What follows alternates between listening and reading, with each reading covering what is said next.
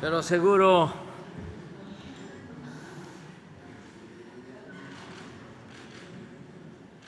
vamos a informar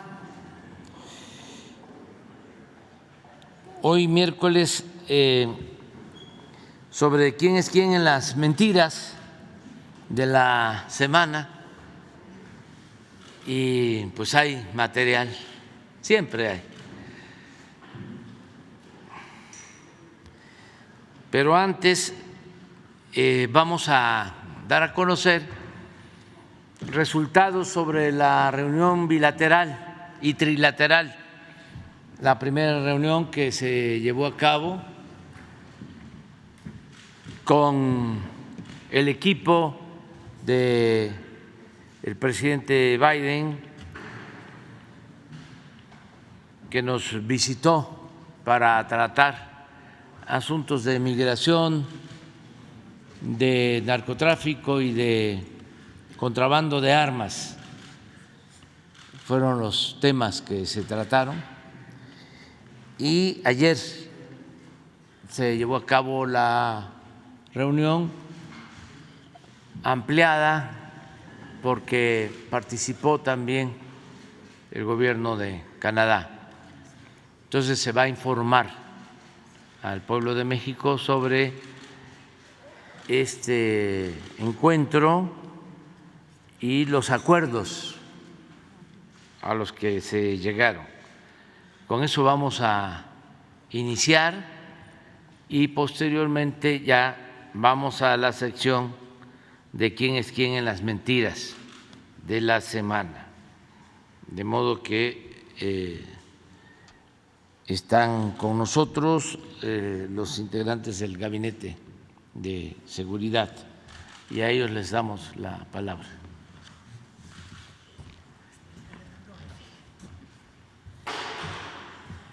Con su permiso, señor presidente, muy buenos días tengan todas y todos.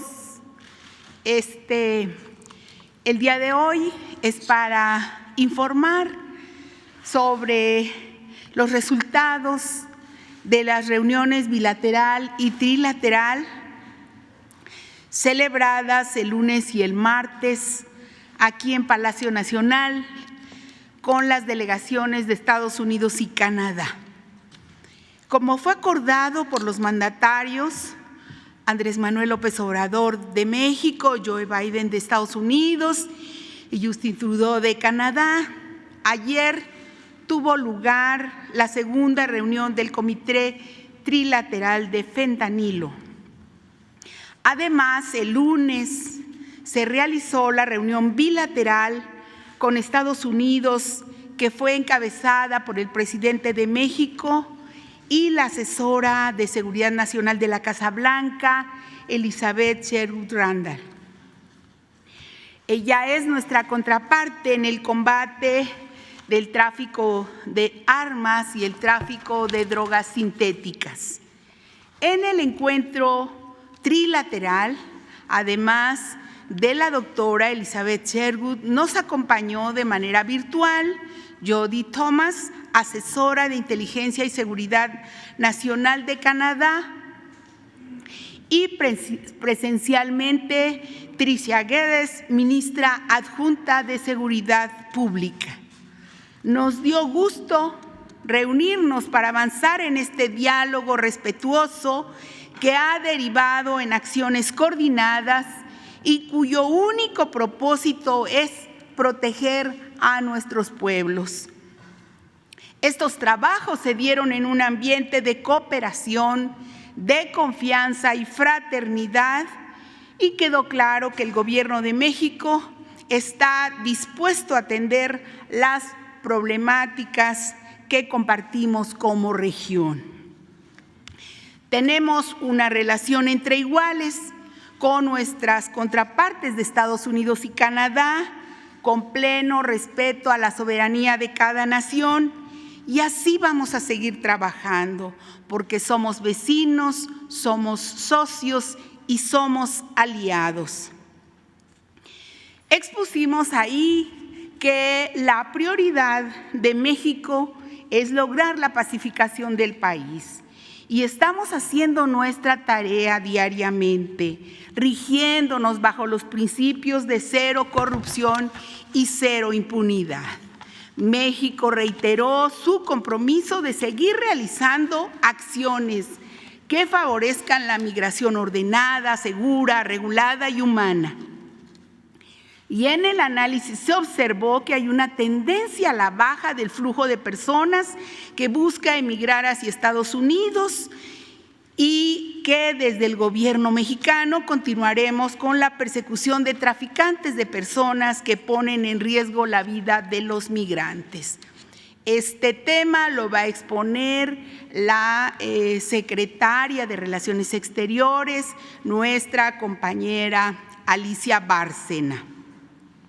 Y con la cooperación, con la colaboración de todos los integrantes del Gabinete de Seguridad, mis compañeros y compañeras del Gabinete de Seguridad del Gabinete del presidente López Obrador, informamos del seguimiento a la estrategia contra el consumo y el tráfico de fentanilo, de precursores y sustancias químicas, donde todos los días tenemos importantes resultados en incautaciones de drogas sintéticas y destrucción de laboratorios clandestinos. Los esfuerzos del Estado mexicano también se han centrado en afectar la capacidad económica de los grupos delictivos, a través de la UIF, de la Secretaría de Hacienda y Crédito Público, para seguir la pista al dinero ilícito. Se acordó también incrementar y fortalecer las acciones para cortar las cadenas de suministro mediante la vigilancia, inspección, supervisión y control de los puertos y fronteras. Se estableció la creación de un grupo de trabajo para evitar que los traficantes de drogas sintéticas usen a las empresas comerciales legítimamente establecidas para sus fines, que se refuerce la regulación del etiquetado de carga y el traslado de precursores químicos. En seguimiento al tráfico ilegal de armas, Estados Unidos y México acordaron la detección electrónica de todas las armas de fuego incautadas en nuestro país a las organizaciones criminales.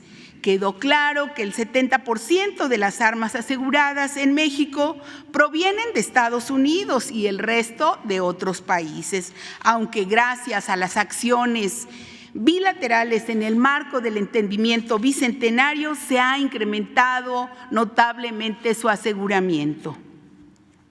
También en este sentido, la Fiscalía General de la República reconoció la coordinación que tiene con su contraparte de Estados Unidos para avanzar en la persecución de los delitos transfronterizos. México insistió en que sigan los trabajos para evitar la llegada de armas ilegales a nuestro territorio.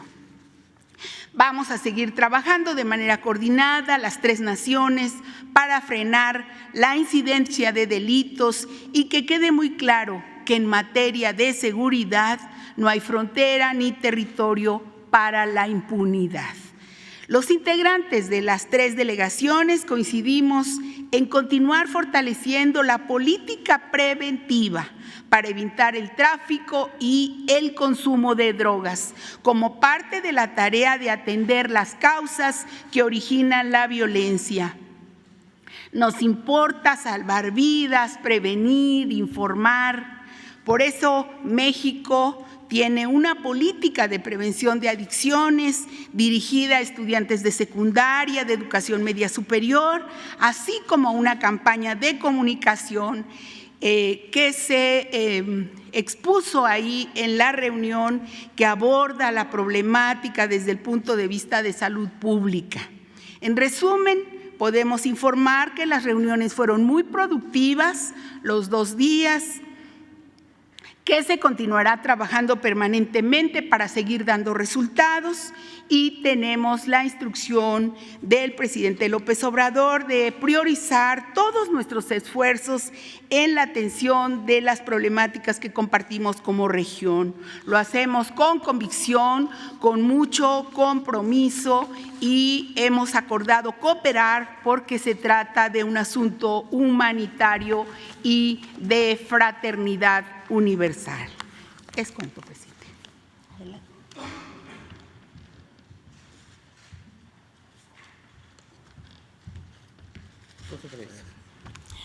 Muy buenos días a todas, a todos. Primera vez que estoy en esta mañanera, y para mí es muy grato presentarles el tema de migración. ¿Y por qué es tan importante el tema? Porque México, y esto lo presentamos por supuesto en la reunión bilateral, México está muy comprometido con una estrategia de migración que sea integral, que sea ordenada, en primer lugar, que sea segura, regular y humana. Y para ello, el señor presidente me ha dado instrucciones de coordinar a las diferentes entidades del gobierno para poder llevar adelante un trabajo intersectorial que realmente, bueno, une por supuesto al Gabinete de Seguridad, que duda cabe, pero también está con nosotros la Fiscalía General de la República, MEXID, el Instituto Nacional de Migración. Y lo que se trata realmente es de poder abordar todo el ciclo de la migración y hacerlo, primero que nada, muy atentos a la protección de derechos humanos en toda la etapa del ciclo, que eso me parece fundamental, nos parece fundamental, pero muy importante porque el presidente ha insistido en que abordemos las causas estructurales de la migración. Si no nos vamos a las causas, donde están los problemas de las personas, ¿por qué migran las personas? ¿Cómo logramos que la migración sea una opción y no una obligación? Y también como, digamos, algo en lo que se ha avanzado de manera inédita, yo tengo que decirlo, porque en verdad entre Estados Unidos y México se han generado nuevas vías de movilidad, y de movilidad migratoria, pero también laboral, y eso lo voy a presentar en un momentito. Pero donde creo que tenemos que hacer énfasis, por supuesto, es en la verificación migratoria y en la repatriación digna, que la gente pueda retornar, pero de manera digna. Y, por supuesto, afinar sistemas de protección y refugio internacionales, y para ello pues nos articularemos con los fondos y programas del Sistema de Naciones Unidas. Ustedes saben, yo vengo de ahí, así es que podemos hacer una gran relación, creo yo, sobre todo con la Organización Internacional de Migración y la de Refugiados. La que sigue, por favor. ¿Cuáles son las tendencias? Miren ustedes qué importantes estas cifras, porque desde el fin del título 42 nosotros observamos que los encuentros irregulares, ¿verdad?, en la frontera entre mayo y junio disminuyeron 50%. Esto es muy importante. Se ha logrado disminuir el 50%. Y miren ustedes que del total que está en línea verde, los mexicanos son los que más han bajado y las otras nacionalidades menos, pero sin embargo esto representa las cifras más bajas desde 2021. Y lo que sí hay que estar muy vigilantes es que la migración de familias ha ido en aumento. Hay una tendencia baja, como les decía, de las familias. Esto es lo que me parece muy relevante, porque fíjense ustedes que estas cifras nos dicen cosas muy importantes. En primer lugar, con Estados Unidos, ¿verdad?, se han negociado 2 nuevas vías de ingreso regular, una que es permisos humanitarios. Entonces, ya 166,000 personas, ¿verdad?, han logrado ingresar a Estados Unidos con permisos humanitarios. 106,000 lo han logrado con un programa que se llama CBP One, que tienen que hacerlo por plataforma, por internet, pero ya han ingresado 106, y por lo tanto las personas que ya han logrado entrar a Estados Unidos por la vía regular, ordenada, etcétera, son 272,000 personas. Yo tengo que decir que esto de verdad es un gran logro del acuerdo bicentenario entre México y Estados Unidos. Ahora estamos trabajando en qué hacemos, cómo logramos instalar un espacio internacional multiservicios. El presidente López Obrador nos ha dado instrucciones de que lo hagamos en el sur de México, ¿verdad?, para evitar ese tránsito doloroso de los migrantes hacia el norte y que ahí sufren tanto porque sufren violencias, los atacan, los secuestran, en fin. Entonces nos ha dado instrucciones el presidente de ver cómo logramos instalar en el sureste, ¿verdad?, una facilidad que brinde servicios de refugio por un lado, pero también de opciones de empleo. Yo creo que como se veía, cómo conectamos esta migración con los grandes proyectos que se están haciendo en el sur-sureste. Y por supuesto, sobre todo esta parte en el sur-sureste va a ser para aquellas personas de Cuba, Nicaragua, Haití, Venezuela, que se quedaron en el país después de la conclusión del título 42. Y el último punto es, vamos a seguir explorando otras vías ordenadas y seguras para poder avanzar en las personas que no son elegibles actualmente. La situación del río Bravo, miren ustedes, esto ha sido un tema, ¿no?, qué duda cabe, de que el gobernador Abbott, ¿verdad?, ha instalado estas boyas en el río Bravo. Entonces, nosotros en la Secretaría de Relaciones Exteriores tenemos esta Comisión Internacional de Límites y Aguas, que es una comisión que tiene un lado de Estados Unidos y un lado de México. Entonces, esta comisión le encargamos que fuera a hacer un recorrido territorial para que nos informara qué es lo que estaba realmente pasando. Y ahí entonces vimos que se están construyendo terraplenes, ¿verdad?, que provocan obstrucción y desviación del flujo del río. Segundo, contenedores metálicos de carga dentro de la zona de inundación y una malla con incluso como púas, ¿no?, para evitar el paso. Y las boyas plásticas flotantes. Pero algo muy importante es que estamos hablando de 305 metros, ¿verdad? No estamos hablando de los 3.500 kilómetros, no. Es un espacio pequeño, pero el principio es lo que nosotros queremos destacar, porque de estos 305, pues hay 230 que están más bien del lado nuestro. Entonces, hemos enviado ya 2 notas diplomáticas muy claras, ¿verdad?, diciendo que se está violando el Tratado de 1944 y el de 1970, pero algo muy importante es que el presidente Joe Biden, ¿verdad?, a instancias del presidente López Obrador, está haciendo una denuncia. El Departamento de Justicia de Estados Unidos presentó una demanda contra el estado de Texas. Entonces, hay una decisión del gobierno federal de apoyar a México en relación a esta acción, que es una acción bastante unilateral y muy de un estado de Estados Unidos. La siguiente, por favor.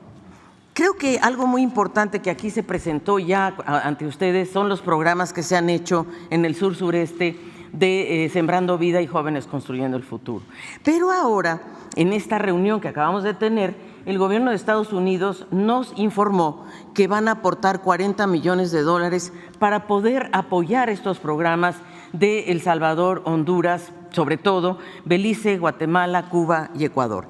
Pero fíjense por qué es tan importante, porque es la primera vez que Estados Unidos realmente va a aportar un fondo con las características que a nosotros nos interesa, que es llegar a las comunidades, directamente a los beneficiarios, y eso no lo habíamos logrado con Estados Unidos, y ahora sí van a elevar su contribución a $40 millones y creo que podemos lograr después mucho más. La siguiente, por favor. Lo que hablaba nuestra querida Rosa Isela en relación al tráfico de armas, yo quiero decir que México ha hecho un esfuerzo enorme en el decomiso de armas, y aquí quiero reconocer el trabajo del general Crescencio Sandoval, porque en realidad son ellos los que hacen este trabajo. Yo simplemente relato aquí que se han decomisado 70.571 armas por parte de los 3 niveles de gobierno. Estados Unidos es el principal productor de armas. Y creo que en esta reunión binacional logramos el reconocimiento de Estados Unidos de este problema gravísimo, porque ustedes saben, allá es legal, pero acá no. Y lo que nosotros queremos es que nos apoyen para que podamos realmente detener este flujo, porque eso es lo que fortalece a los carteles, o sea, es el otro lado de la moneda, francamente. Pero lo que sí estamos haciendo en México, y lo está haciendo por supuesto Sedena, es tratar de hacer un tracing, ¿cómo se llama?, un seguimiento de a dónde están estas armas en México, en qué estados de la República, que para poder detectar cómo podemos realmente actuar en el decomiso de las armas. La siguiente, por favor. Pero algo interesantísimo es que por primera vez en la historia de nuestra relación binacional, Estados Unidos nos compartió información de lo que están haciendo ellos. Y entonces esto sí que es importante, porque nos trajeron información fundamental. Primero, el reconocimiento de que tenemos un problema y que ellos están dispuestos a colaborar con nosotros, cosa que es fantástico. Ellos ya lograron incautar 2.955 armas. Por supuesto, no se compara con las 70.000 nuestras, pero de alguna manera ya estamos viendo que hay una operación específica que se llama Southbound, que es la principal iniciativa que han puesto en marcha y que ya están logrando avances, pero sobre todo lo que yo creo que es más importante es que nos han traído ya esta información y tenemos entonces un mecanismo para intercambiar información y ver cómo logramos avanzar en este grave problema. La siguiente, por favor. Y nosotros les hemos hecho 4 propuestas que fueron muy bien recibidas. La primera, que logramos que avancemos en mayor reciprocidad para incrementar el decomiso de armas, ¿verdad? Porque de acuerdo a las cifras de Sedena, al país están entrando cada año 200.000 armas. Entonces, pues necesitamos que Estados Unidos nos ayude para decomisarlas en la frontera. En segundo lugar, aumentar la supervisión de los que otorgan las licencias de armas y las ferias de armas, que son aproximadamente 133.000 tiendas de armas en Estados Unidos. Entonces, lo que queremos es que cuando menos vayan a revisar si tienen la licencia, si están operando legalmente, etcétera, y revocar las licencias a las tiendas que le están vendiendo armas a los carteles. Esto nos parece fundamental. Y, por supuesto, aumentar las detenciones de organizaciones de tráfico de armas de fuego y no solo enfocarnos en los intermediarios. Esto es lo que yo quería informar el día de hoy, señor presidente, y, por supuesto, atentos a cualquier pregunta.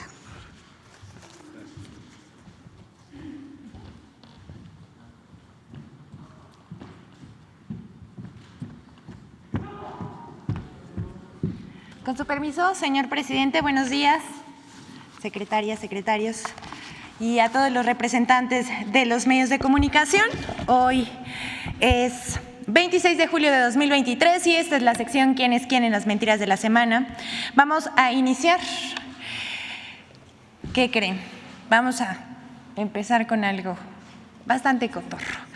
El insólito robo de un avión en el Aeropuerto Internacional de la Ciudad de México, que no existió. El 24 de julio por la mañana, el reportero Carlos Jiménez difundió un tuit en el que aseguraba que se había robado un avión del Aeropuerto Internacional de la Ciudad de México. Él dice en esta comunicación que emitió a través de su red social: se roban de la ICM un avión. Un avión. La Fiscalía de la Ciudad de México inició una indagatoria por el robo de un British Aerospace modelo BAE serie 800. Su dueño acusa que lo trajo de Chiapas a la Ciudad de México en 2022, que lo resguardó en la zona de hangares, pero que para ir a repararlo para un vuelo y ¿qué creen? Dice que ya no estaba. Pero él no fue el único. El periodista Joaquín López Dóriga publicó poco después que se habían robado un avión del Aeropuerto Internacional de la Ciudad de México y también escribió: esto es algo insólito, se robaron un avión del Aeropuerto Internacional de la Ciudad de México y pues da las características. Le decimos al señor López Dóriga, insólito es que un periodista publique información sin confirmar, sin fuente, y ya sabemos que no tiene pudor.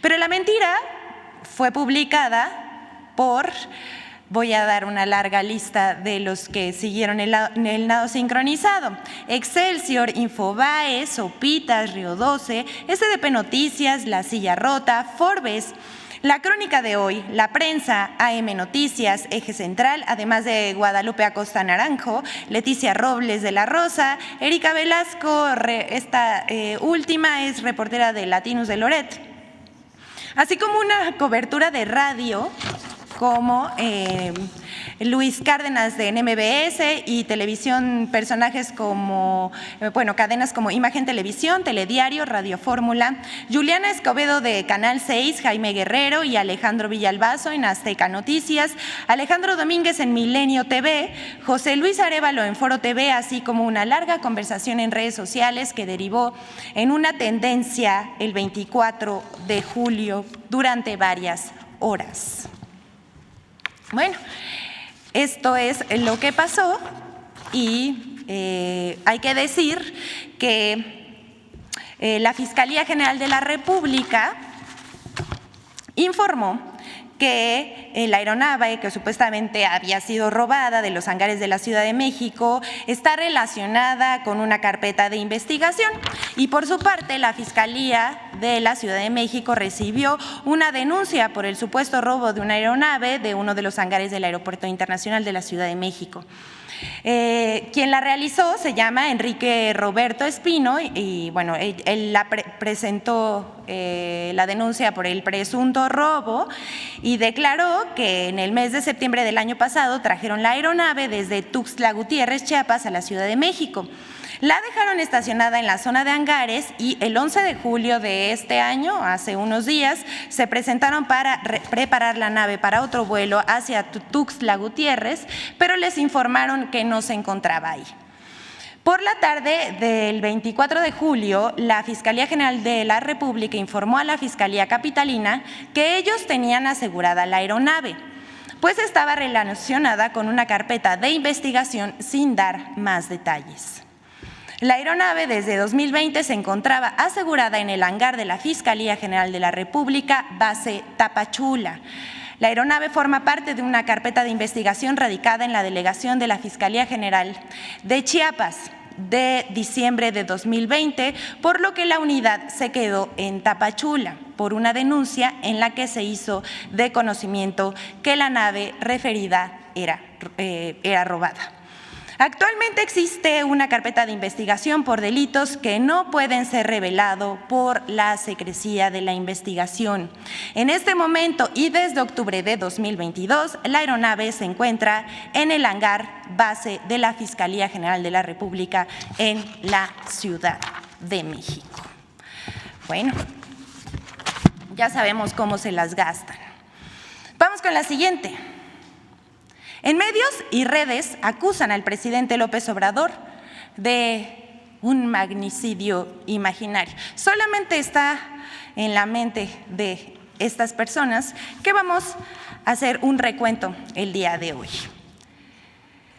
Dicho de otra manera, la oposición busca colocar el tema de un posible atentado contra la que se posiciona como la virtual candidata de la oposición, culpando al presidente. Desde principios de julio, plumas dedicadas a criticar, denostar, ofender y mentir en contra del presidente de México, Andrés Manuel López Obrador, dedicaron buena parte de su tiempo a sembrar la idea de un atentado provocado por los ataques que supuestamente hace el presidente desde esta tribuna, lo cual es falso, porque lo único que se busca es manchar la figura del mandatario federal. Vamos a ver este video, por favor. Bueno, yo nada más quiero saber en qué momento alguien le quiere hacer el servicio al presidente de agredir físicamente a alguno de los candidatos opositores. De lo peor que le podría pasar en este momento a este país, que le sucediera algo a Xóchitl Gálvez, porque solo habría un responsable. Desde el pasado 6 de julio, con la publicación de la revista Siempre, que asegura en su portada que AMLO crea condiciones para un magnicidio, comentaristas y políticos han impulsado en medios de comunicación y redes sociales una campaña que responsabiliza al presidente López Obrador de un magnicidio imaginario. López parece querer parar con balas a la oposición. Un magnicidio tendría un solo responsable político, López Obrador. En el artículo publicado en la revista Siempre, firmado por Beatriz Pajés, se acusa sin ningún sustento que el presidente crea un ambiente que recuerde el asesinato de Luis Donaldo Colosio. El 17 de julio, esta campaña de miedo se intensificó. Lo voy a decir, este régimen no resistiría que te pasara algo, ¿eh? Ese mismo día, el dirigente nacional del PAN, Marco Cortés, responsabilizó al presidente López Obrador de cualquier daño a la integridad de los aspirantes a la oposición y días más tarde, sin ningún sustento, agregó: porque de verdad Palacio Nacional genera violencia, provoca, y puede haber algún ofrecido, o puede haber algún mandado. Esta operación mediática continuó el 24 y 25 de julio. Raimundo Riva Palacio afirmó que López Obrador está creando las condiciones objetivas para que asesinen a sus adversarios. Agregó que el gatillo del presidente puede descarrilar la campaña de la oposición. Por su parte, Guadalupe Loaesa escribió que no faltará algún demente adorador de la 4T que quiera asustar o incluso, algo peor, a alguno de los aspirantes a la oposición. Infodemia. Como ven, esto es solo el inicio de lo que vamos a relatar en este momento y vamos por orden cronológico. El día 7 de julio, en la portada de la revista Siempre, como vemos aquí en la pantalla, se lee: AMLO crea condiciones para un magnicidio, al asegurar que estaríamos frente a un riesgo de que ocurra lo mismo que en 1994 con el asesinato del candidato del PRI a la presidencia de la República, Luis Donaldo Colosio. Su texto concluye con esta afirmación y me gustaría que la recuerden porque en esto se basa la construcción de su discurso. Solo habría un responsable, refiriéndose al jefe del Ejecutivo Federal. El periodista Joaquín López Dóriga hizo lo propio en su programa transmitido en Radio Fórmula. Aseguró que lo peor que le podría pasar a México es que hubiese un atentado contra la que se enfila como la candidata de la oposición, porque solo habría un responsable, el presidente, como en el caso del acaecido Colosio. Pero uno de los espacios que articulan las campañas de odio, ya sabemos por excelencia, son los de la plataforma Typical TV de Carlos Alarraqui. Ahí el presidente nacional del PAN, Marco Cortés, sugirió que algún simpatizante del presidente podría atentar contra el aspirante, por lo que tendría que contar con protección. La misma línea, el mismo argumento. Vamos a ver qué dice el presidente nacional del PAN, Marco Cortés.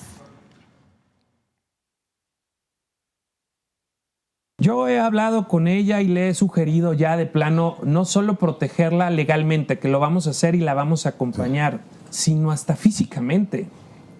¿Por qué razón?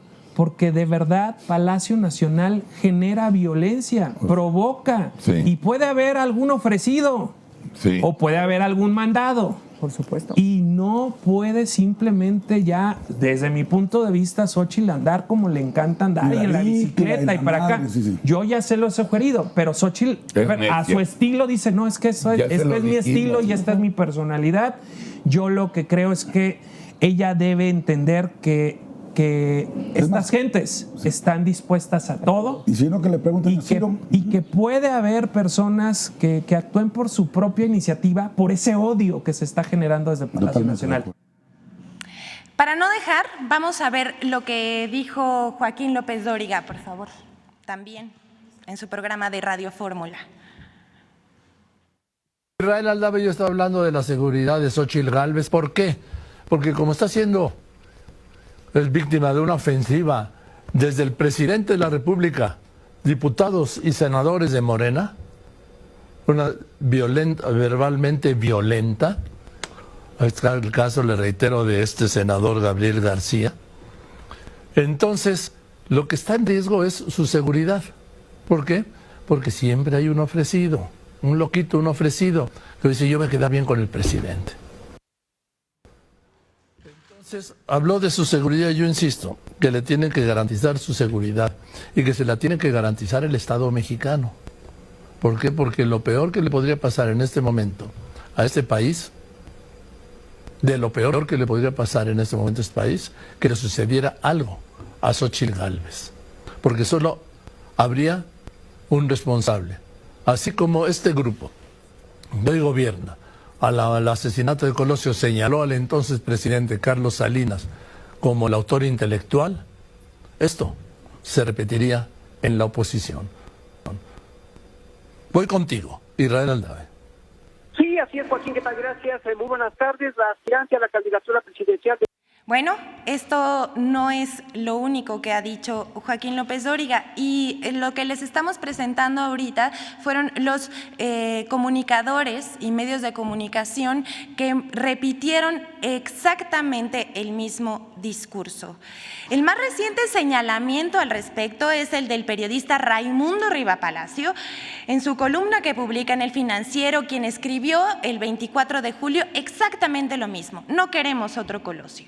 Pero vamos a principios de este mes. El 3 de julio, Javier Lozano, fiel a su estilo, publicó en Twitter lo que parecería el inicio de esta campaña con un discurso plagado de mentiras. Él dice: lo hago responsable de lo que pueda ocurrir a Xóchitl y a Claudio X González, sembrador de odio, dice Javier Lozano. Pascal Beltrán del Río, director de Excelsior, entrevistó el 4 de julio a la virtual, la que se enfila como la virtual candidata de la oposición, y a pregunta expresa de si temía por su seguridad, pues ella respondió que pues ella no traía una camioneta blindada como el presidente. Yo llego al Senado en mi bici, espero que sus comentarios contra mí y el que me señale como su enemiga no hagan que un día alguien me aviente el coche. ¿Cuál es el fundamento? ¿Cuál es el argumento? Pues ninguno, solamente que los periodistas insisten en hacer esas preguntas. ¿Para qué? Usted juzgue. A este discurso perverso, López Dóriga insistió, no le bastó una, sino 2 veces, que la seguridad de la señora estaría en riesgo, y pregunta tras pregunta le preguntó sobre su seguridad. Incluso en una entrevista dada a conocer el 17 de julio, el periodista le dice que si él estuviera en la estrategia de seguridad de este país ya le hubiera puesto escoltas. ¿Por qué? Solo él sabe. El 20 de julio, Atypical TV entrevistó, ya como dijimos, a Marco Cortés y publica un tuit que dice: Xóchitl Gálvez podría sufrir un atentado como Ciro Gómez Leiva por parte de algún fanático de AMLO. Y por último, no queremos otro Colosio, tituló Raimundo Riva Palacio su columna en el periódico El Financiero. Él dice, escuche bien esto: si Xóchitl Gálvez es vista como una enemiga y una amenaza para López Obrador, también lo es para los cárteles de las drogas. Bajo la racional de tus enemigos son los míos. Así esta cita. Riva Palacio y su tono alarmista y conspirativo. Por su parte, el historiador no podía faltar, por supuesto, un referente del conservadurismo en México, Héctor Aguilar Camín, acusó al presidente de atacar política y jurídicamente a la señora Gálvez. Eso es absolutamente falso. Él dice, el presidente de México se dispone a repetir en Xóchitl Gálvez el desafuero que le practicaron a él. No sé de ustedes qué piensan, pero es una abismal diferencia. Son cosas completamente distintas. El presidente, dice Aguilar Camín, ya activó las denuncias penales que a su vez activarán la investigación de las fiscalías para construir las acusaciones que permitan desaforar a la senadora y sacarla de la contienda presidencial. Hay que decir, no querríamos tener que desmentir este tipo de cosas que parecen tan obvias mentiras, pero esto no es verdad, como el mismo presidente López Obrador ha aclarado. Esto es el llamado nado sincronizado, la construcción de un discurso para crear una atmósfera de desestabilización. Les decimos a ellas y a ellos que tratan de sembrar este discurso hostil, se equivocan. Hoy México es un pueblo politizado. Ya no vivimos en el analfabetismo político. La ciudadanía sabe escuchar y formar su propio criterio, y así elige y también participa, aunque eso no les guste. ¿Es cuánto, señor presidente? Buen día. Bueno, pues sobre esto último, reiterar que quienes impulsan esta campaña, esta guerra sucia, pues son personajes muy vinculados a Salinas de Gortari, al grupo de poder económico y político que dominaba México, que se sentían dueños de México. Esa es una característica, es un distintivo, su vinculación a la oligarquía corrupta que dominaba nuestro país. Lo otro, muy específico, particular, es que casi todos recibían dinero del gobierno anterior.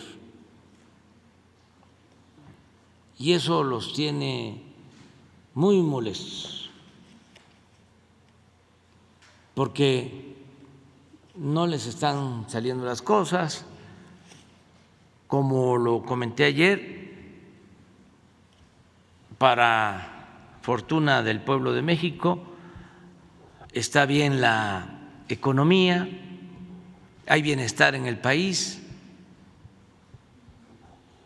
y estamos enfrentando el flagelo de la violencia. Ayer se dieron a conocer resultados del INEGI acerca de la disminución de homicidios en los últimos tiempos. Hemos logrado reducir los homicidios en alrededor del 17%.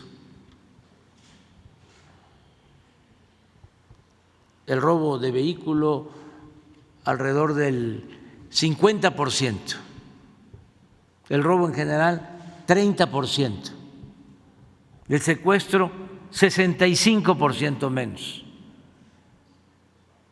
Entonces, como no les sale nada, están desesperados y es importante que se sepa que son capaces de mentir,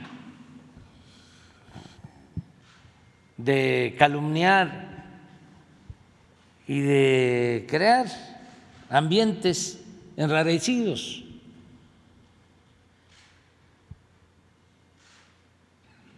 Eso también es muy característico de la derecha,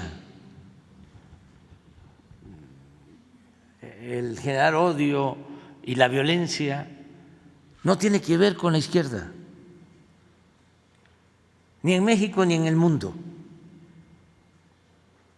Siempre el autoritarismo lo impulsa la derecha, el conservadurismo, siempre. Y en México, pues, hay pruebas suficientes de lo que estoy sosteniendo. Baste decir de que es en el periodo neoliberal en que se atreven a asesinar a un candidato.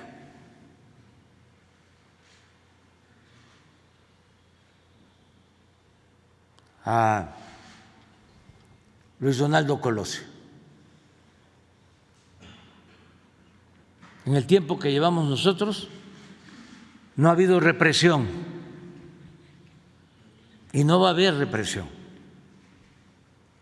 porque no somos iguales. Pero están muy desesperados. No sé si podríamos poner para recordar cuánto recibían López Dóriga y la señora Pajés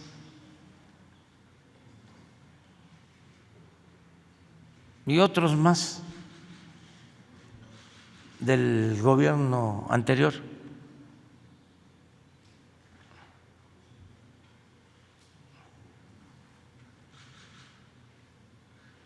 Para explicar por qué llegan a estos extremos.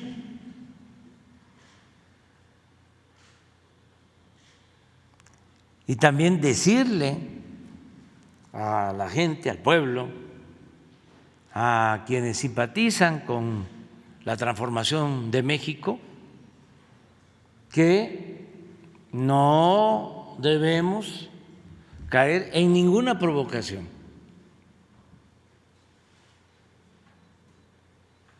Serenos, morenos.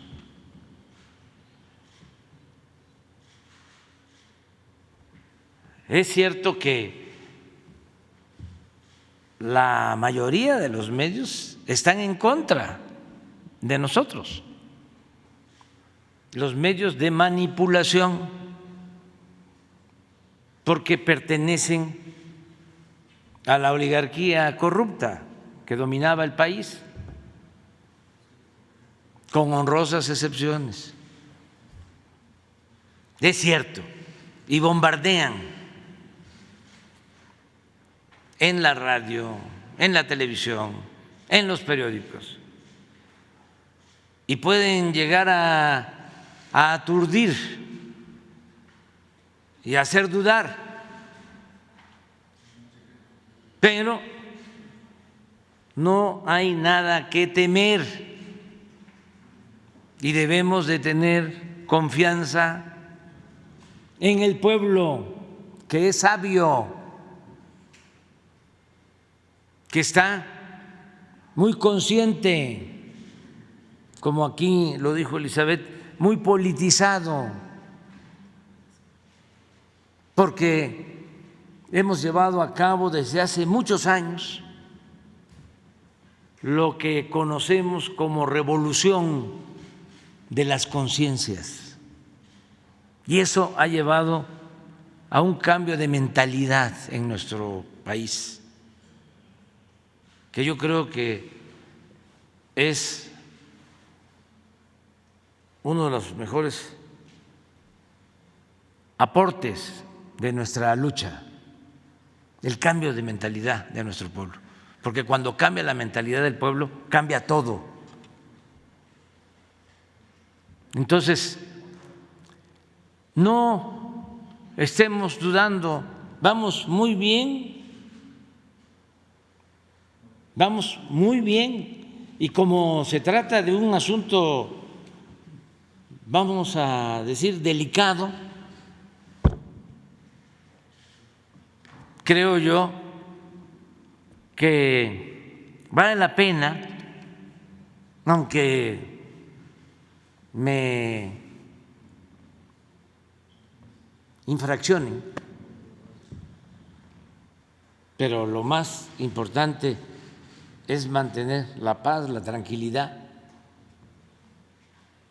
y que no haya ninguna agresión a nadie. Nuestra lucha ha sido, es y seguirá siendo pacífica. Nosotros somos partidarios de la no violencia, somos pacifistas y también somos partidarios del amor al prójimo. Entonces, no preocuparnos,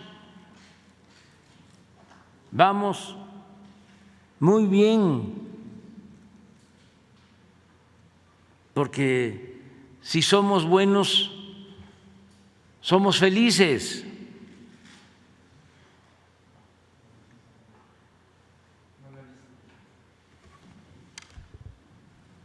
Esto es lo que cobraban antes, a ver.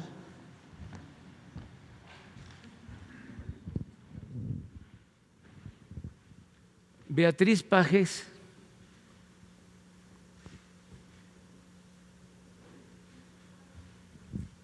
Del 13 al 18. 57 millones.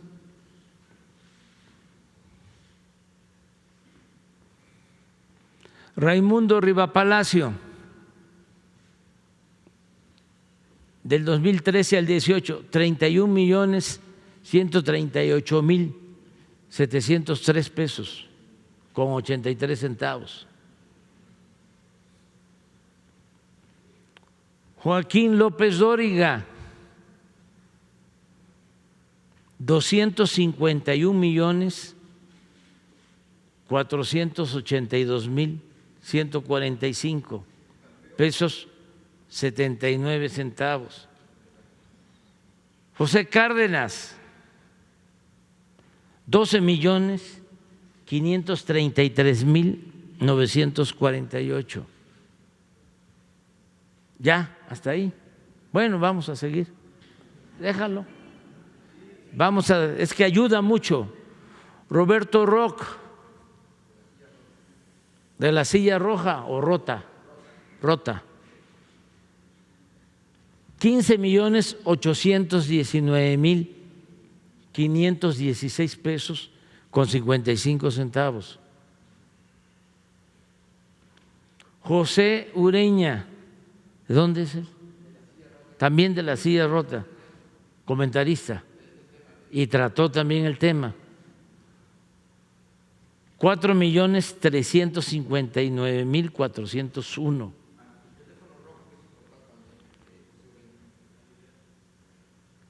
Animal Político, estos traen la escuela del Reforma.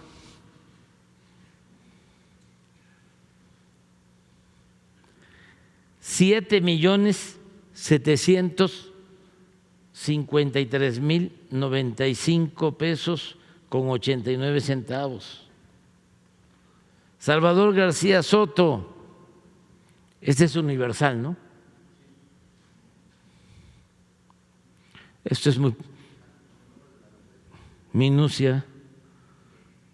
412.315 pesos con 59 centavos.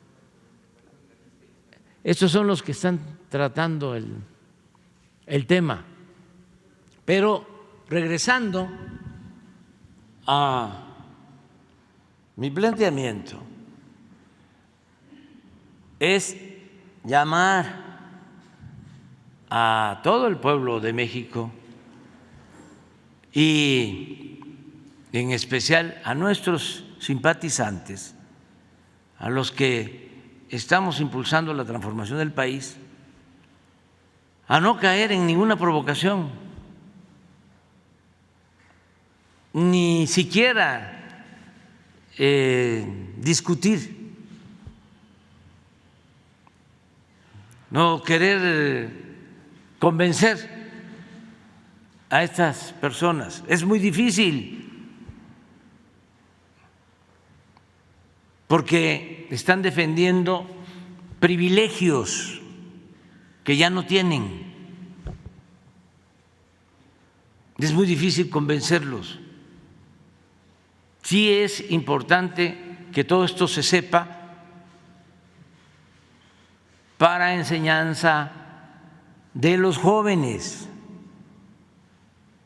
que se conozca cómo estaba podrido el régimen político neoliberal o neoporfirista.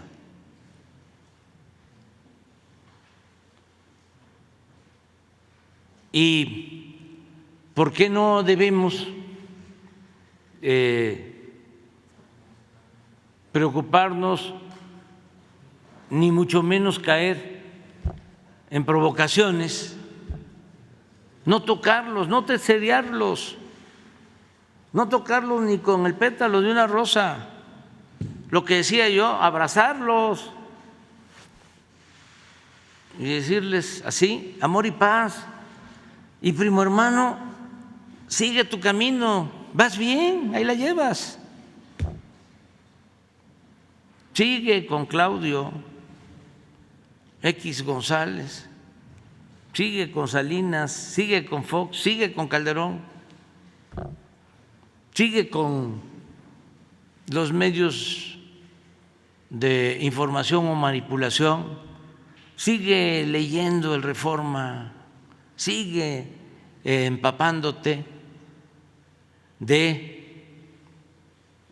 la sabiduría de los articulistas o intelectuales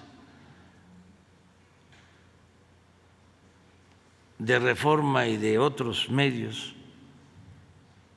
Más bien, y no pelearnos,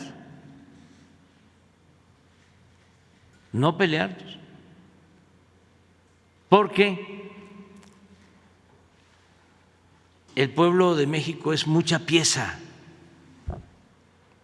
Eso lo tengo que estar diciendo,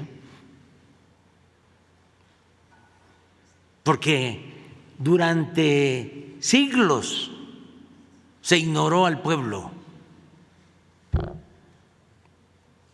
Se decía que la política era asunto de los políticos. No, la política es asunto de todos. Y ahora el actor, el protagonista principal de esta historia es el pueblo de México. Ya no hay una oligarquía,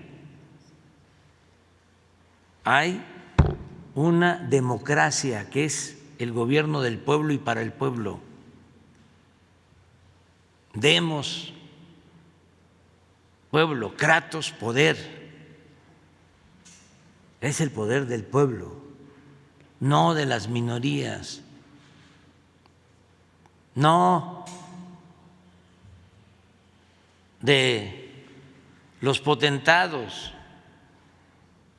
no de los dueños de los medios de manipulación, como era antes.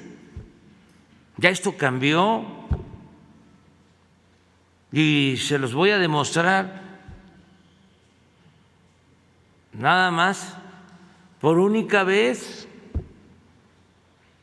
y ojalá y me entiendan los de el INE y el Tribunal Electoral para que no me vayan a sancionar, pero es muy importante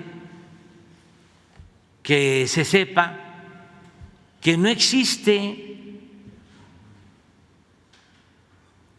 ningún fenómeno político que pueda implicar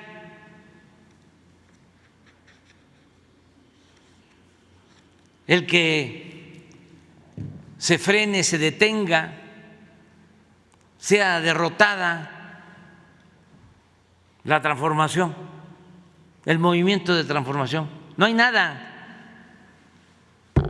Al contrario, parafraseando a Juárez, diría: el triunfo de la reacción es moralmente imposible. Esta semana se dieron a conocer 2 encuestas que no se difunden en los medios convencionales,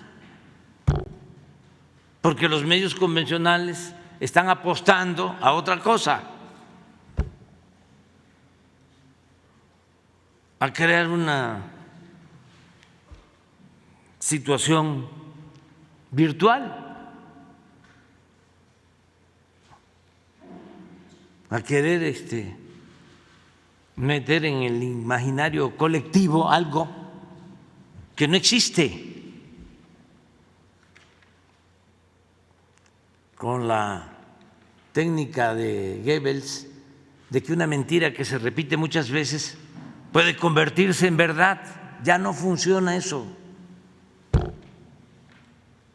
No funciona la manipulación mediática.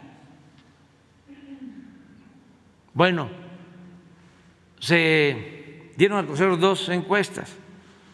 Una de la empresa Covarrubias. No las voy a detallar porque entonces sí estaría yo a lo mejor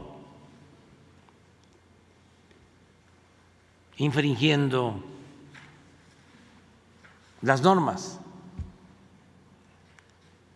Nada más voy a conocer de esa encuesta una pregunta. Esta encuesta es de antier,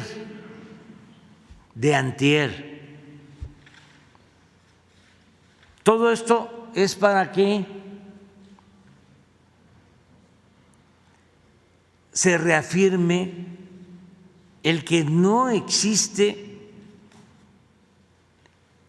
ningún temor a nada y que no tendríamos ningún motivo, además de que somos respetuosos de los derechos de los demás, además de que somos humanistas, pacifistas, que no apostamos a la violencia. Políticamente no tendríamos ningún motivo para agredir a nadie. Y eso es lo que quiero transmitir, que no nos ocupemos ni nos preocupemos porque el pueblo de México está muy avispado. Miren esta encuesta.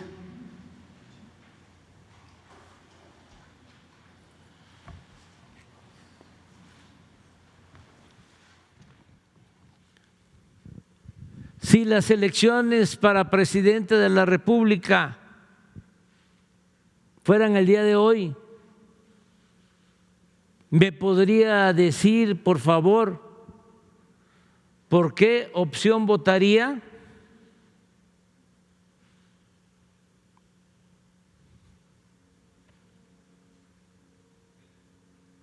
Morena, Verde, PT, 49%. No lo digo yo.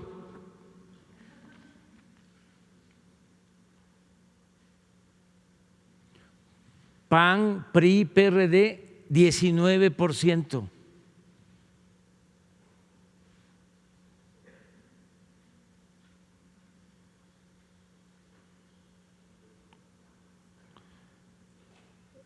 Movimiento Ciudadano, 7%. ¿Cuánta es la diferencia?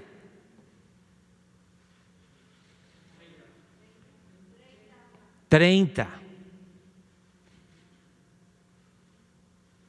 Esta es una encuesta de Covarrubias que apareció el lunes. Ayer martes conocí de otra encuesta que salió publicada en el periódico El País de España. No lo digo yo. Si las elecciones para elegir presidente de la República fueran el día de hoy, ¿usted por cuál partido votaría? Morena, preferencia bruta, 54, preferencia efectiva, 60%.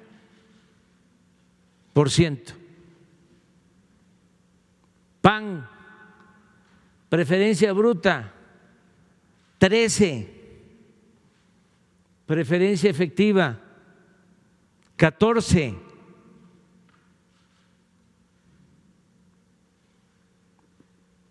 ¿Por qué vamos a hacerle daño a los posibles candidatos del PAN?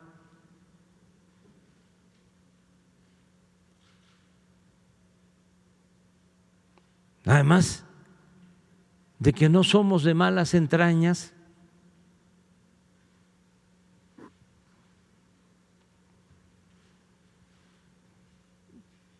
¿por qué tendríamos que hacerles daño?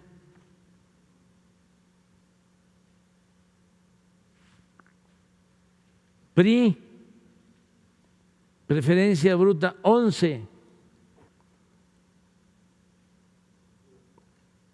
efectiva 12,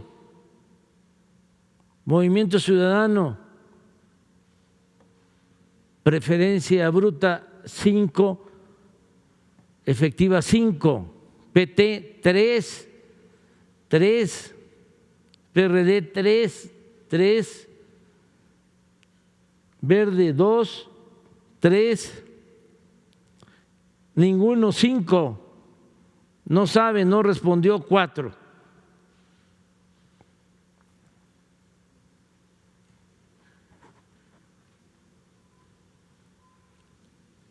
Es para que se tenga una idea de que no hay ninguna razón. Es una invención producto de un coraje exacerbado, porque no han podido detener el proceso de transformación y porque cada vez se les aleja más la posibilidad de regresar por sus fueros y por sus privilegios. Ojalá y todo el mundo se tranquilice, se serene. Vamos muy bien como país, muy bien. México es ejemplo a nivel mundial en el manejo de su economía, en su política social, en la forma como estamos enfrentando el flagelo de la violencia, en nuestras relaciones con el exterior. Es un ejemplo. Estamos viviendo momentos interesantes, estelares en la historia del país. Por eso estamos por, espero, única ocasión, puntualizando más, subrayando más sobre estos asuntos públicos, ¿no? Y ahora sí, comenzamos. Ya empezamos con el compañero, 1. Y ahí nos vamos por acá. Muy buenos días, señor presidente. Mi nombre es Miguel Velázquez, soy reportero del periódico Publimetro. Muy buenos días, secretarias, secretarios, canciller, bienvenida a su primera mañanera. Esperamos verla muchas veces por acá. Nos va a dar mucho gusto verla por acá. Presidente, quiero exponerle 2 temas. En primer lugar, quiero preguntarle qué acciones se están realizando en su gobierno en contra de las estafas y fraudes piramidales que se están haciendo con criptomonedas. Le pregunto esto porque tenemos un reportaje especial en Publimetro que se ha estado publicando durante esta semana y le quiero contar un poco el caso. Miles de personas en todo el mundo, entre ellas un importante número de mexicanos, han sido víctimas de millonarios fraudes y estafas cometidas desde la plataforma de inversiones denominada FX Winning, cuyas operaciones financieras están ubicadas en paraísos fiscales como Chipre y San Vicente y las Granadinas, además de mercados clave para el movimiento de capitales como Hong Kong. El cerebro de la organización delictiva y dueño de la plataforma financiera, David Merino Quintana, está en España, país donde ya existe una denuncia colectiva contra este personaje y contra sus brokers por presuntos delitos de fraude y blanqueo de capitales. En México, el rostro de FX Winning y su oleada de criptofraudes es el influencer Teófilo Zúñiga Arredondo, llamado Teo Zúñiga, que es un conocido trading, y mejor dicho, autodenominado especialista en negocios bursátiles, transacciones de divisas, operaciones digitales, materias primas y empresas. Hasta el momento, presidente, el piso inicial de este fraude de criptomonedas se estima en cerca de 30 millones de pesos, pero puede ser un número muchísimo más alto por el tema de que muchas personas no han denunciado y se cree que hay una gran cifra negra al respecto. ¿En qué consiste este fraude, presidente? Se lo comenta a usted, se lo comento también al pueblo de México que nos está viendo para que tengan conocimiento de esta situación. A varias personas las invitan a invertir en un novedoso sistema relacionado con el mercado de valores. Les dicen que pues, por ser criptomonedas está manejado por un algoritmo de última generación capaz de hacer dinero en segundos y pues entregar 60% de rendimiento anual, pero pues como lo hemos estado diciendo, son fraudes. En México pues hay una gran cantidad de afectados. Muchos de los afectados han invertido desde 100,000 pesos hasta 1,5 millones de pesos. Les dicen que les van a dar grandes rendimientos, 60%, pero al final del día pues no han visto nada de esto, ¿no? Como le decía, ya hay investigaciones en España y alertan que no solamente esta red se ha extendido a México, sino también a Colombia, Argentina, Francia, Italia y mucho más. Las personas que tienen conocimiento de esta investigación dicen que estas estafas de la plataforma FX Winning es un fraude piramidal tipo Ponzi, donde las personas se enteran porque el amigo de un amigo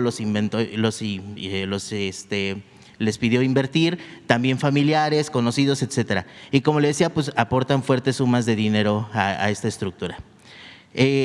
La mala noticia, presidente, de todo esto es que las autoridades en México pues no han reconocido estas estafas piramidales, ni las estafas de Zúñiga, ni de los socios de FX Winning, ni demás. Y muchas personas están en búsqueda de respuestas pues para saber cómo poder recuperar su dinero.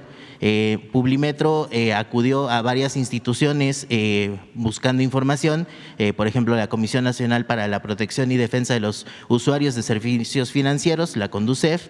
También se buscó a la Fiscalía, por ejemplo, en el caso de la Fiscalía de la Ciudad de México, que nos dijeron que pues sí, ya tienen conocimiento de denuncias que se han presentado, pero no se ponen de acuerdo a quién le toca. Incluso en alguna de las respuestas nos llegaron a decir que pues como es un tema de policía cibernética le toca a la Guardia Nacional. Entonces no hay, todo el mundo se echa la bolita y nadie le está dando respuesta pues a estas personas afectadas. Por lo tanto, pues la pregunta la reitero, ¿qué está haciendo su gobierno para atender estas estafas piramidales? Y también pues preguntarle qué mensaje le puede dar a los afectados por estos fraudes.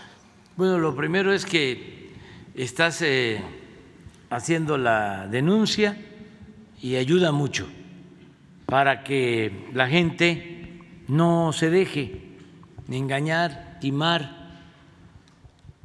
Todo esto lleva a fraudes y hay muchas modalidades de fraudes.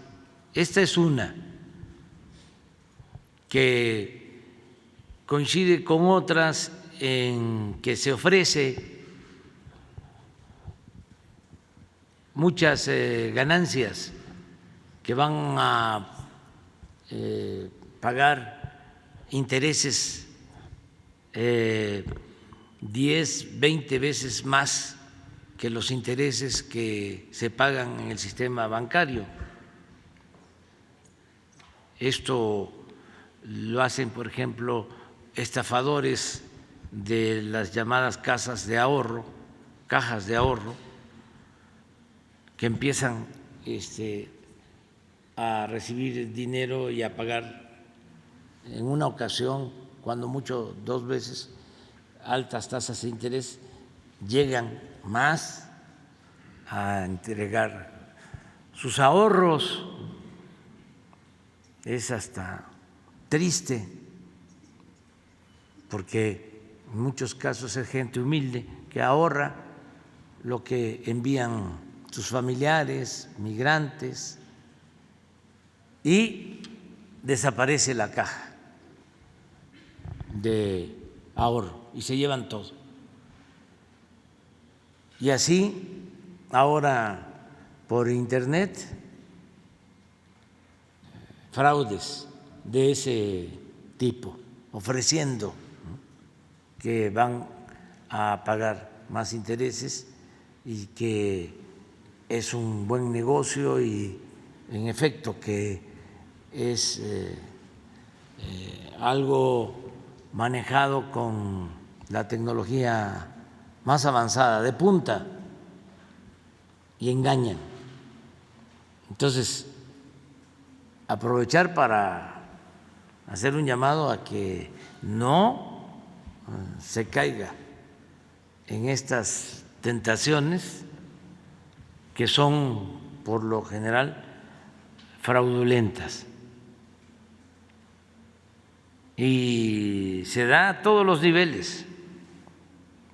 En el caso de los gobiernos, antes sobre todo, los encargados de finanzas en los estados, municipios, colocaban dinero del presupuesto en estos fondos de inversión porque supuestamente iban a obtener más utilidades, más intereses, y resultaban defraudados. En este caso, la hacienda pública, los presupuestos de los gobiernos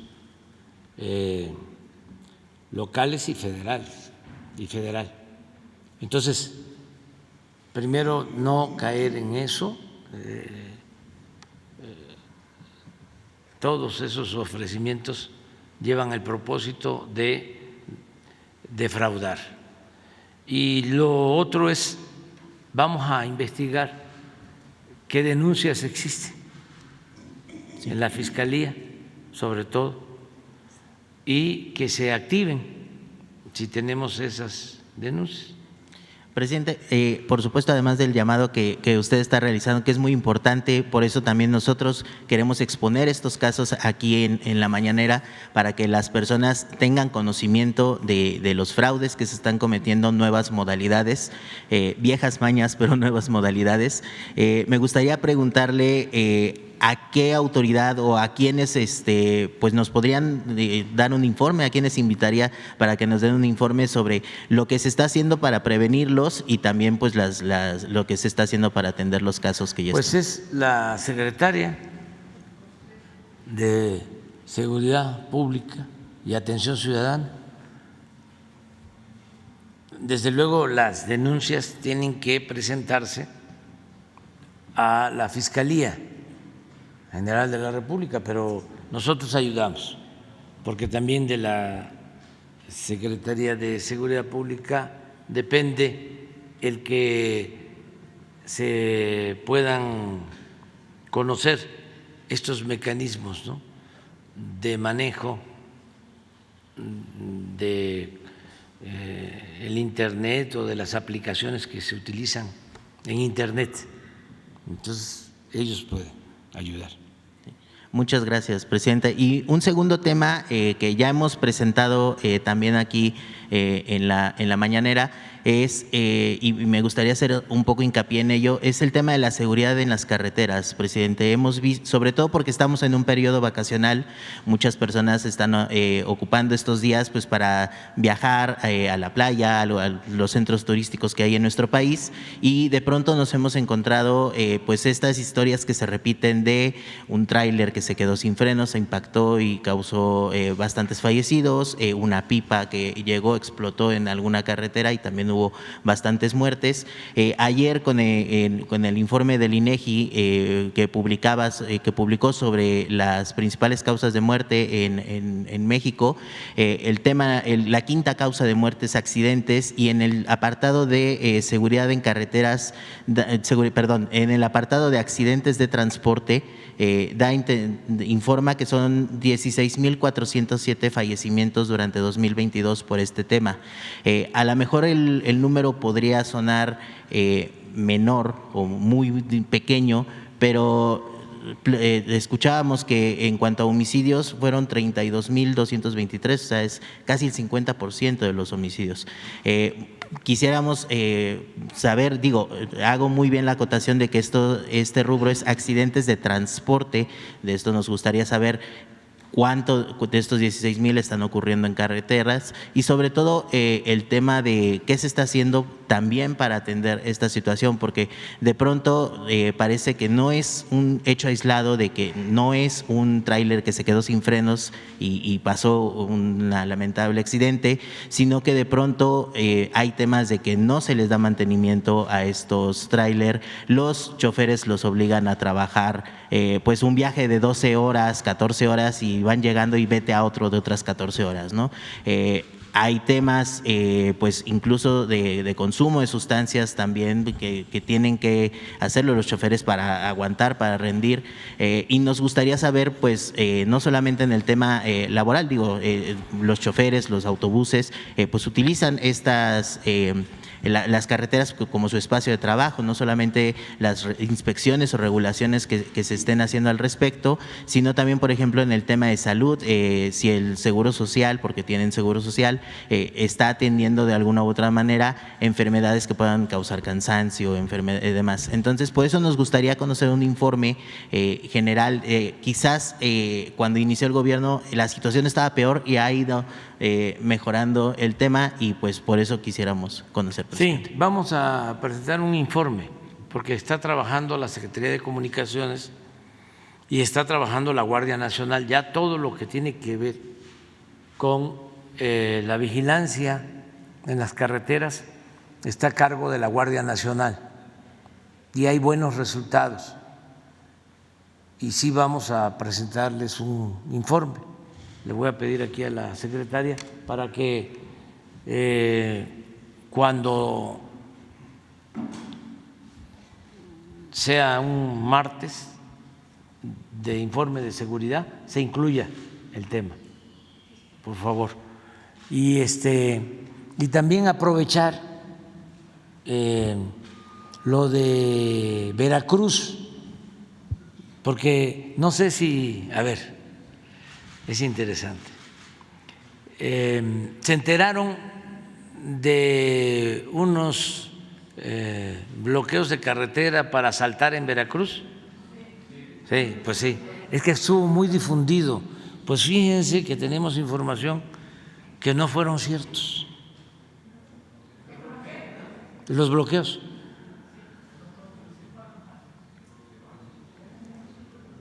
Que fueron montajes que no se dieron.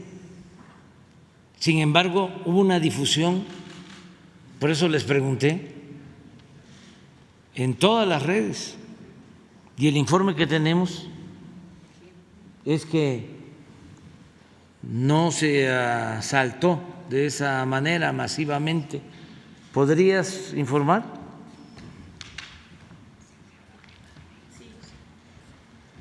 Sí, con su permiso, presidente. Efectivamente, estuvo en las redes la noticia sobre un asalto a automovilistas en la carretera. Decían que eran 300 automovilistas que les cubrieron la salida y la entrada y que había asaltos a cada uno de los vehículos, y esta noticia fue falsa. Incluso el gobernador sacó una aclaración en sus redes sociales para decir que ahí donde se estaban dando las noticias de asaltos a automovilistas, a 300 automovilistas, decían las redes sociales, fue falso. Hay que decirlo que hablaban sobre las carreteras que están en el estado de Veracruz y que van hacia Puebla. Eso fue falso. Y efectivamente sí hubo un incidente en Veracruz relacionado con quemas de vehículos, pero es en otro lugar y en otra circunstancia relacionado con una organización social, por cierto, para una demanda, y están bien identificados los que ocasionaron este delito. pero vean la página social del gobernador Cuitláhuac García. También estuvimos comentándolo con las fuerzas de seguridad, las Fuerzas Armadas, y pues no hubo sobrevuelo y no había ningún conflicto con automóviles ahí, no se tuvo ninguna denuncia de ningún automovilista en esa zona. Eso es lo que queríamos informar, presidente. Es que hay muchas noticias falsas en las redes. Es que aprovecho esto también para que no nos dejemos manipular por estas noticias en las redes. No solo es en los medios convencionales, en los periódicos, en la radio, en la televisión, no, también en las redes. Es como lo del robo del avión. Imagínense eso. Dirían en mi estado, hay mojo maestro, ni que viviéramos en el tiempo del narcoestado de Calderón y ¿cómo se llama el señor que está detenido allá? García Luna. Pero López Dóriga y todos, ¿no? El robo del avión es el colmo ya. Se roban el avión del aeropuerto de la Ciudad de México y masiva la difusión. Y resulta que es falso. Por eso, aunque tú estás preguntando sobre otra situación, aprovecho también, ¿no?, para aclarar, porque nos llamó la atención este asunto en el caso de Veracruz y tenemos que estar pendientes, y además también para que los adversarios a la Cuarta Transformación sepan que estamos fildeándolos, como se dice en el béisbol, que sí sabemos que están pues muy nerviosos. Y precisamente, presidente, por eso la importancia de solicitar estos informes y pues finalmente, presidente, pues quiero agradecerle mucho la oportunidad de poder preguntar y pues recordar un poco a manera de comentario que los temas que Publimetro ha expuesto en la conferencia de una u otra forma afortunadamente han tenido eco con acciones relevantes. El tema que le comentaba de FX Winning, pues también recuerda un poco a Montadeudas, que se ha avanzado en el tema y bueno, pues refrendar nuestro compromiso que tenemos con la sociedad y pues muchas gracias, presidente. Muy bien.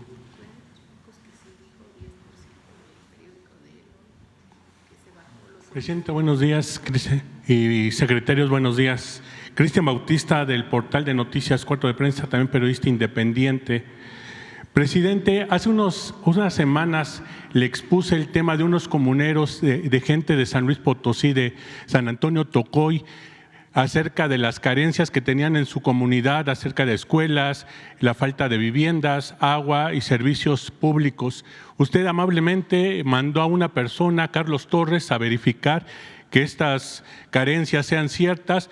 El día que llegó esta persona que amablemente usted envió, pues personal del bienestar le impidieron a las personas de este municipio, de esta comunidad, que se expresaran en la asamblea que se había convocado ante la presencia y la llegada de esta persona, y no le dejaron expresarse a los comuneros, a las personas, porque este personal del bienestar pues le decían a esta persona que no hacía falta nada y que la instrucción que tenía era de llevarle a usted una respuesta de que no hace falta nada en ese municipio. A esto, pues los comuneros, las personas, pues se molestaron mucho con estas personas del bienestar, porque decían que sí hace falta varios servicios, inclusive hace falta la llegada del programa de adultos mayores. Hay adultos mayores que no han podido avanzar en su trámite porque estos servidores o estas personas del bienestar no les hacen el trámite porque el CURP no tiene el nombre del actual secretario o de la actual secretaria de Gobernación. Hasta por ese detalle, presidente, pues no han podido avanzar y no les han entregado ese apoyo porque dicen tienes que ir a la cabecera, a la capital, a que te cambien el CURP o el nombre del secretario de Gobernación, ahora secretaria de Gobernación. Por eso es que no ha avanzado.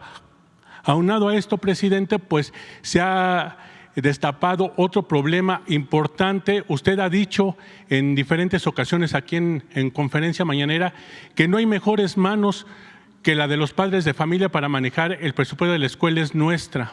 Usted ha dicho que son los padres de familia los que mejor pueden manejar ese dinero, los que mejor conocen las carencias de la escuela, pero en diferentes municipios, y se lo menciono como en San Antonio Tocoy, también esto sucede en Coaxtlán, Axtla, Xilintla y Matlapa.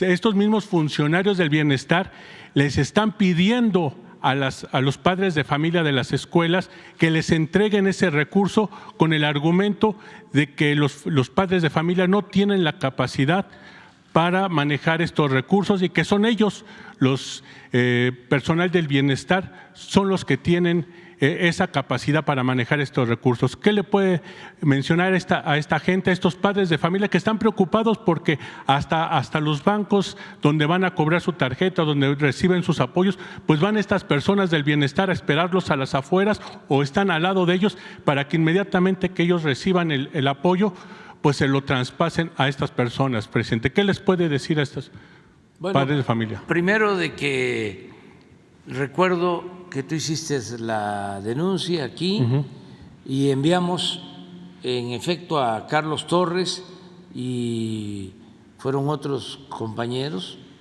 de los programas de bienestar y me informaron de que no había tales irregularidades. Eso fue lo que me informaron, porque sí. Yo fui después, creo que a los 15 días. Sí, efectivamente, estuve en la presidente. Huasteca. Sí.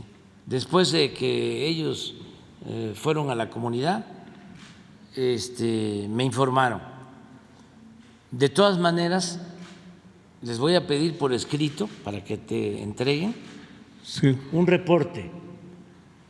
Y acerca de los recursos para la escuela es nuestra, los tienen que manejar las sociedades de madres y de padres de familia. No los pueden manejar los servidores de la nación ni promotores del gobierno federal, ni estatal, ni municipal.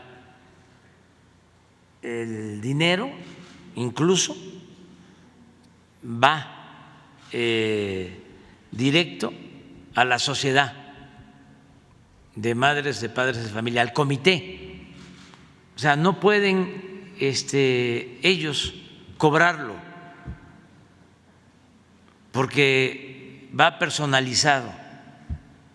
De todas maneras, voy a enviar a Pamela, que es la arquitecta encargada del programa La Escuela es Nuestra, para que haga una investigación ahí en la Huasteca. Inclusive, presidente, en estos municipios que le he mencionado, ya les han quitado los recursos, ya los padres, ante la presión de estos funcionarios, le han entregado los recursos a estos. Pero aprovecho, bueno, si es cierto lo que estás diciendo, llamar a toda la gente, a madres, padres de familia, a que no se dejen intimidar y que no entreguen los recursos. Pero no sucede, ¿eh? Es la primera vez que estoy escuchando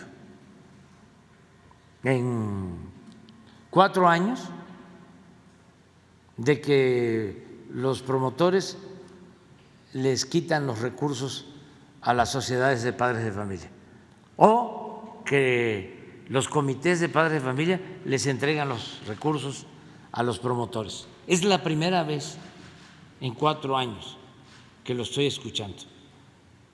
Por eso voy a mandarlo a investigar, porque no lo creo. O sea, tengo motivos para dudar. Sin embargo, vamos a hacer la investigación. Sí, hay reportes periodísticos locales que mencionan esto, y también hay denuncias de los propios padres de familia de estos municipios que argumentan esto. Tenemos que ir ahí. Sí, no, porque los periódicos no, con todo respeto. Y eso que allá en San Luis son bastante objetivos, son más profesionales que el Reforma, pero de todas maneras, lo más importante es ir con la gente y vamos a hacer la investigación. Te ofrecemos eso y te vamos a entregar el reporte. Ellos también le piden que, si usted lo cree conveniente, que estas personas se pongan en contacto conmigo para que yo les pueda canalizar con las personas que verdaderamente, con el señor René, con el señor René, que es el líder de René Hernández, que es el líder de la comunidad, para que entre ellos dos se comuniquen sin la necesidad de estos funcionarios intermediarios, porque esta vez que acudió, pues no los dejaron expresarse. Entonces me piden que se pueda hacer a través de mí, que haya la comunicación entre los funcionarios y los representantes de la comunidad. Con Jesús te pones de acuerdo. Muy bien. Presidente, en otro de los temas, quiero comentarle que el pasado 2 de mayo se tenía que legitimar el contrato colectivo de trabajo del Sindicato Único de Trabajadores del Gobierno de la Ciudad de México, en el que está incluido trabajadores de parques y jardines, bacheo, alumbrado público, agua potable y limpia, dejando de lado la renovación, actualización y mejora de las condiciones generales de trabajo vigentes desde 2013. En el caso de los trabajadores de limpia, también se enfrentan la incertidumbre de no contar con un dirigente sindical que cuente con la personalidad jurídica legítima, pues la renovación de la misma tenía que haberse dado en 2020, pero dado el contexto que se vivía por la pandemia de COVID-19, se decide ampliar su permanencia en hasta octubre del 2022. Se llevó a cabo la elección, pero fue impugnada por no cumplir con la formalidad requerida. De esto se derivó un amparo que se ubicó en la cancha del Poder Judicial, y esta fue postergada por meses bajo el argumento de que el sindicato no es responsable en materia de amparo. Sin embargo, ya hay jurisprudencia y, a pesar de esto, la resolución fue en contra. La entonces secretaria del Trabajo, Luisa María Alcalde, declaró que aquellos sindicatos que no hayan efectuado su proceso de legitimación con la base trabajadora serían declarados inexistentes de conformidad a lo que marca la reforma laboral de 2019. Cabe destacar que la exsecretaria del Trabajo ha comentado no tener injerencia en el apartado B del artículo 123 de la Constitución Política de los Estados Unidos Mexicanos, que concierne a los trabajadores de la Ciudad de México. En este contexto, preguntar a qué instancia tendrán que acudir los trabajadores de limpia para que sean atendidos o defendidos sus derechos laborales, y si es el sindicato que los representa tiene alguna consideración especial para evitar su renovación, ya que ellos han manifestado una urgencia por la renovación del actual dirigente. Pues esto tiene que ver con el gobierno de la ciudad, con el jefe de gobierno, Martí Batres. Lo que nosotros podemos hacer es ponerlos en comunicación con el jefe de gobierno, Martí Batres. Muy bien, presidente. ¿Qué te parece? En un tercer tema, ya por último, presidente, Los pobladores Paulino Valerio, Rueda, Candelario, Olvera, Ambrosio y Cirilo Delgadillo de la Luz, de Villa Nicolás Romero, Santa María Magdalena, Cahuacán, Transfiguración, Monte Alto, municipio de Villa Nicolás Romero, y Bondenqui, municipio de Carpa de Mota, todos en el Estado de México, con más de 1,300 familias campesinas. Por este conducto le envían un cordial saludo, al tiempo que le reiteran la invitación para que acepte realizar un recorrido por estas comunidades y comparta la comida típica del lugar. Señor presidente, el 29 de noviembre del año pasado le expusimos aquí en la problemática que se padece en estos poblados, que consiste en la falta de títulos agrarios de terrenos que se poseen y explotan para el sustento de las familias, asunto que se arrastra desde la época virreinal. Y acatando sus instrucciones, sostuvimos juntas de trabajo el 12 de enero y el 18 de febrero del año en curso, coordinadas por la licenciada Rosa Isela Rodríguez, con las asistencias del arquitecto Román Meyer Falcón, titular de SEDATU, y el procurador agrario, licenciado Luis Rafael Hernández Palacios, en la que se ha expuesto dicha problemática. Señor presidente, desde esas juntas de trabajo a la fecha han transcurrido 5 meses sin tener todavía la reunión de evaluación sustantiva para conocer el estado en que se encuentran los puntos rojos agrarios. Asimismo, cabe señalar que resulta urgente una reunión de trabajo especial con el titular de la SEDATU, Román Meyer, para concluir los últimos trámites para obtener los títulos agrarios de los terrenos ejidales y comunales.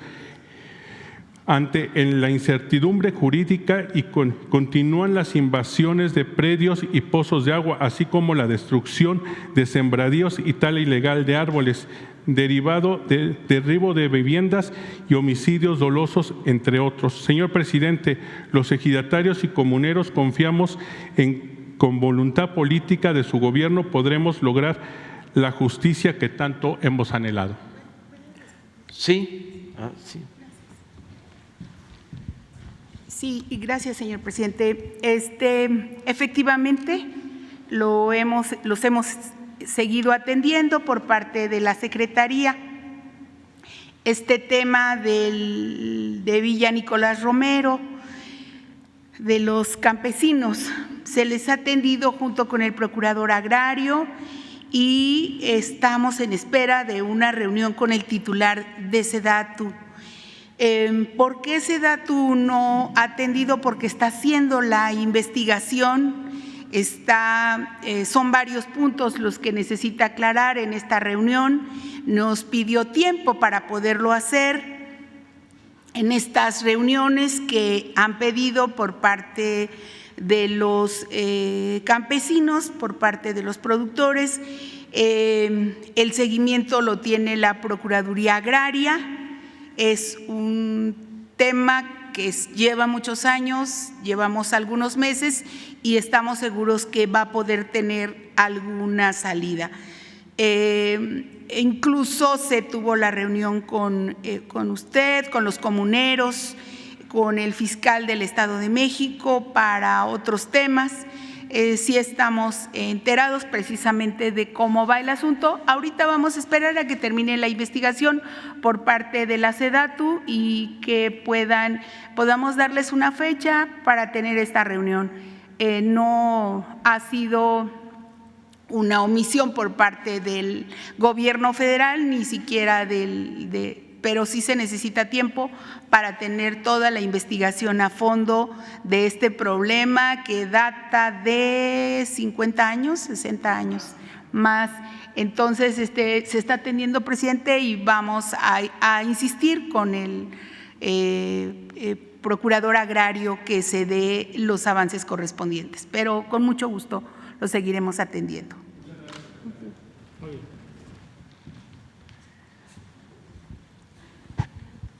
Buenos días, señor presidente. Elisa Santos del Cava MX, medio que cubre la Ciudad de México, Jalisco y Los Ángeles. Antes que nada, permítame, por favor, expresarle un cordial saludo de parte de nuestro director, que es Jorge Sánchez Caballero, director del Cava MX. Mi primera pregunta, presidente, sería ¿cuál es la postura de usted respecto a que el diputado Santiago Krill se niega a renunciar a su cargo como presidente de de la Cámara de Diputados para continuar, o para iniciar, más bien para continuar con su campaña proselitista rumbo a la candidatura a la presidencia por parte de la organización que quiere encabezar. No puedo yo contestar eso. Con no lo digo yo, presidente.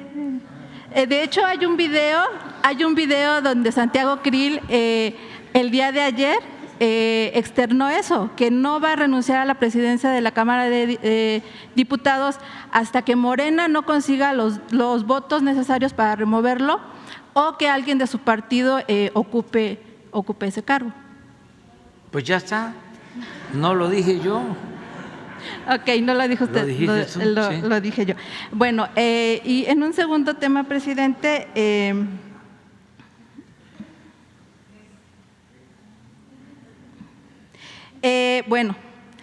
voy a retomar un poquito también lo que mencionaba hace rato respecto a las declaraciones de Joaquín López Dóriga, que el día de ayer llamó en un tuit jauría a la gente que lo apoya a usted y que apoya a la Cuarta Transformación. De hecho, dijo que, no sé si pueda leerle el tuit, donde él dice que amarre su jauría o déjela suelta, no me afecta ni me altera, y le manda este mensaje: no se enoje, esta mañana lo había arrebatado alterado, cálmese, no es bueno para su salud y aquí listo para el embate de mañana, o sea, lo de hoy. De hecho, no es la primera vez que miembros de ese grupo llaman jauría a los seguidores de la 4T. Recordemos también que Víctor Trujillo, también en un tuit o en un programa, los llamó jauría. Presidente, ¿cuál sería su opinión respecto a eso? Pues lo que ya planteé, que hay que serenarnos, hay que ser respetuosos, no insultar, actuar con respeto, con amabilidad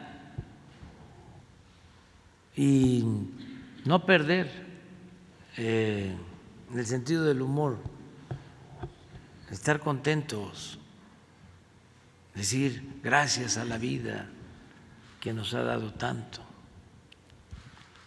Pero no pasa a mayores, no hay nada que temer. Y ya expliqué el porqué de estos insultos y por qué de manera desaforada, desatada, se está buscando, ¿no?, atacarnos en todo. Estaba yo viendo un mensaje de Ferriz Secón. Ese ya me ha declarado en fase terminal, pues, que ya estoy muy malo de salud, que estoy chocheando. Y sí, pues, a lo mejor en el estado físico, ¿no? Pero siempre he dicho que lo de la vejez tiene que ver con el estado de ánimo.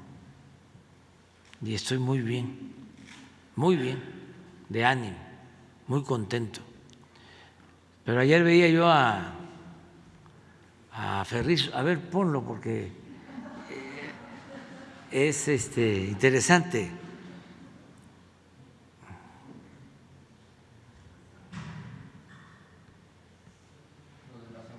Sí, me dice viejito. Y pues sí, fíjense que ya lo he dicho, soy el presidente de más edad que ha habido en el país. Desde luego, presidente electo, legal, porque no, eso no, es un tuit que habla de que me voy de la conferencia y unos asesores me dicen cómo está el país y que me voy a dormir, así. Quiero mi cocol.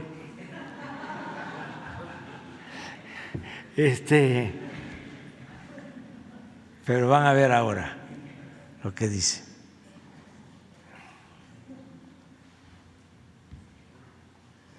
Por mi mal estado de salud.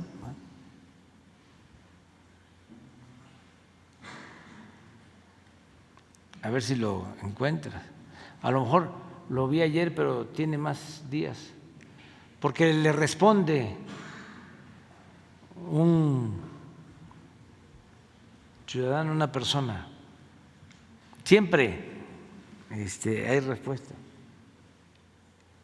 Pero para que vean cómo están.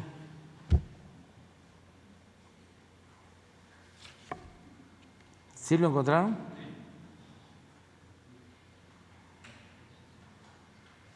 Aquí están. Miren la foto. Este malnacido es la más perversa versión de lo que siempre criticó. Después de la mañanera, 5 asesores, entre comillas, le cuentan al oído lo que pasa en el país. Administra su precario estado de salud, encerrado en su recámara de Palacio Nacional.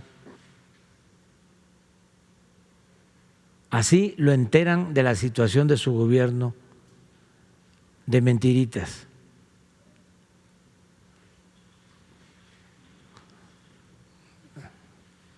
Este fue maestro de Carmen Aristegui.